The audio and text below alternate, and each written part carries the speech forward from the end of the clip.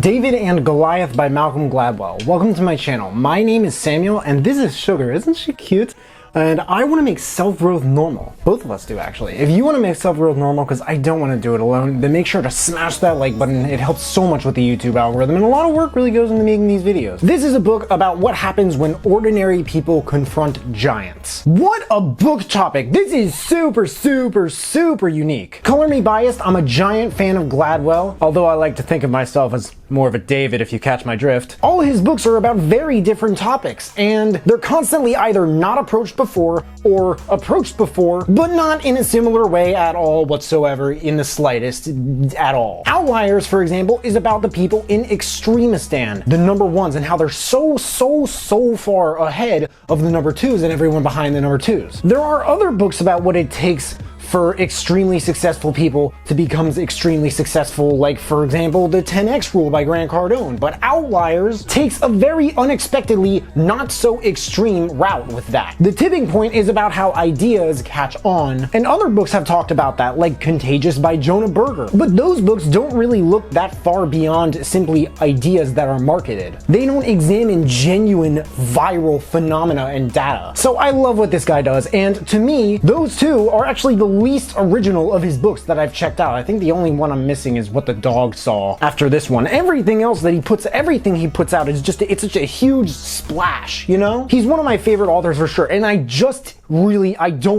find it hard to dislike his work. I've tried, it doesn't work for me. I don't know how. Each chapter of this book tells us a story of a different person, famous or unknown, unintelligent or brilliant, who was faced with an outside challenge and they were forced to respond. He says that we tend to misinterpret some things about giants versus underdogs. Giants are often just as weak as they don't look. And being an underdog can change us in ways that we don't really seem to appreciate all the time. So we need another guide, per se, to start to learn to face giants. And, well, this is it. Malcolm Gladwell begins this book with the story of David and Goliath, of course, and it's almost like hilarious and enlightening at the same time how he tells us this story. Goliath was basically like, "Come to me so I can..." Does this sound like Cookie Monster? I don't even know. "So I can feed your flesh to the birds of the heavens and the beasts in the fields." David was obviously much smaller than Goliath, so from very far away he slung this rock at Goliath's forehead, right? David was like a super hunter. And then Goliath fell, and David ran up to Goliath, and then David cut his head off and ate it.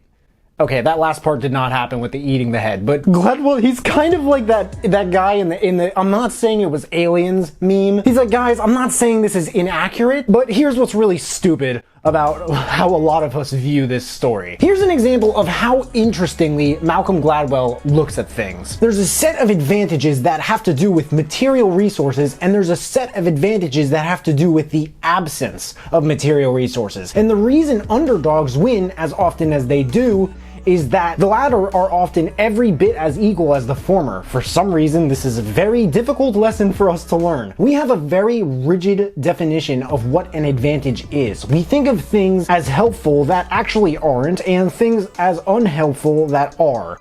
The fact of the matter is, underdogs win when they do not play the game by unconventional rules alone. Something that underdogs and giants both like to do is smashing that like button. If you give that like button just a little tap, then someone else in the economy gets their job back, okay? Multiple people do. It's weird how he talks about the dilemmas and challenges of parenting when you have an income past $75,000. When you have a lot of money past that amount is like super particular. Like anything about money and happiness and whether money can buy happiness, I've heard about it in a couple other books. There's like studies where if you have more than $75,000, how happy you are is not affected at all by how much money you're making. If Malcolm Gladwell is using that, someone told me that trust by proxy doesn't work once, but if Malcolm Gladwell's using your study, you're doing something right, okay? But what that study failed to address in other books is that the further you get beyond 75,000, there are diminishing marginal returns where it becomes harder to parent. It turns from we can't do that to we won't do that. He makes a similar observation in the same chapter about like the number of kids in a classroom that optimizes like learning quality and opportunity. The following chapter involves a group of French 1860s. This dude goes all over the place, all across the board. Impressionist painters. And he's one of my favorite storytellers too, so I can't review one of his, it's hard for me to review one of his books without talking about the different stories that he tells. The most important event in art by landslides every year was called the Salon, which is interesting because like, isn't that the place where people get like hair and nails done? I don't know. The Salon is something that painters, I don't know why I'm laughing about this, painters would kill themselves after being rejected by it. It literally said on a suicide note, I was rejected by the Salon, therefore I have no talent. The Impressionists were phenomenally talented, but the Salon really endorsed a style that was just worlds and worlds far away from theirs. So the Impressionists made a choice, other than simply submitting their work to the Salon, that changed the history of art and is pretty much like the biggest reason why they are in just about every big art museum. And that choice was talked about in the book. I don't want to give too many these little spoilers. My favorite chapter by far though was the one about dyslexia, because he explains how it's like one of the worst disorders for learning that a child could have, and why somehow at the very same time a very unexpectedly high percentage of the most successful entrepreneurs in the world have it. And he also tells the story about David Boys and how he couldn't read, so he used his listening and memory skills to enter law school and become one of the most successful lawyers in America.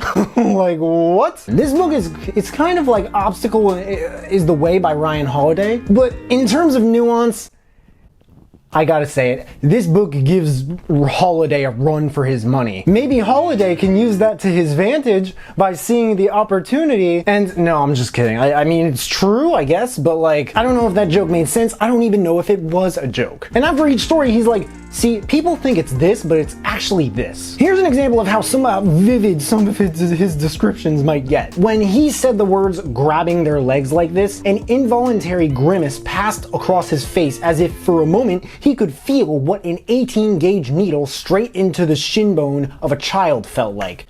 You know what? You know what else this book reminded me of? Vaguely, the 33 Strategies of War by Robert Greene. When he was talking about Martin Luther King and Connor and the way that Operation C was handled. And if you've seen my other reviews of Gladwell's books, you know I don't think there's one Gladwell review on my channel that doesn't have a Robert Greene name drop and comparison in it. I didn't have much to say about Chapter 7, but Chapter 8, something I learned about power is that for it to be effective, and this may sound obvious, but so many people don't understand it, like let's face it, nothing is really obvious anymore until someone points it out anyway, right? Power, as it turns out, needs at the very, very minimum to seem legitimate, or else its use has the opposite of its intended effect. For instance, as a YouTuber, if you talk in a way that seems like you understand them and you're not really all that much of an expert, but your videos are relatively well edited and at the same time you don't really have that many subscribers at all, but you have a 4K camera you use and the YouTube algorithm does quite favorably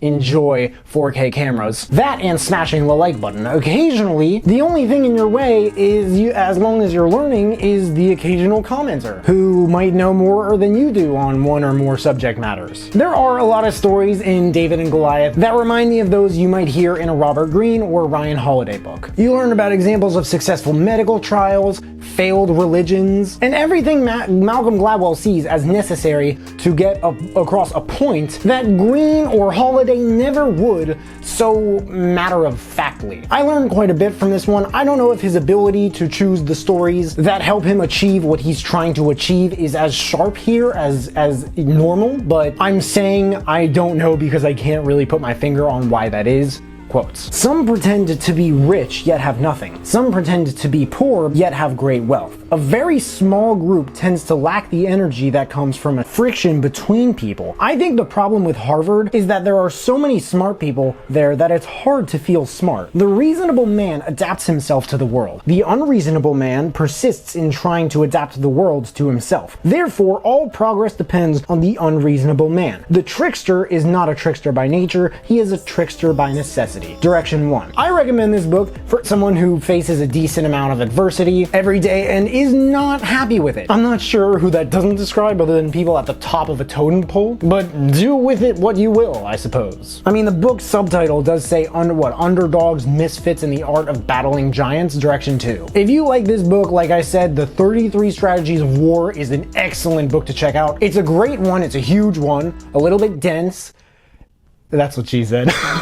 Green is like a maximalist though. He's very conscientious, just like Gladwell. I have yet to hear more feedback from other viewers, and I and many others I guarantee would very much appreciate this, about Malcolm Gladwell and Robert Greene, a fascinating two authors. Indeed, but if you can answer this question, if you like one, would you like the other, and why? This may not seem like that big of a deal, but if you know their work, it is. Like, David and Goliath by Malcolm Gladwell. There's a link in the description if you guys want to check it out and read the reviews. That and all the other books that I mentioned in this video if you want to check those out too. If there are any other books that you guys want me to check out and review, please, please, please let me know in the comments below, and also let me know if you checked out this book and you liked it. But hey, make sure to smash that like button, subscribe if you haven't already, because I don't get why people watch this far into my videos and they don't subscribe. But if you have subscribed and you want to turn it up just a notch and turn on that notification bell to get a notification every time I drop a new video, that would mean the world to me. Thank you guys so much for watching. I really appreciate it. You can find me everywhere, and I will see you then.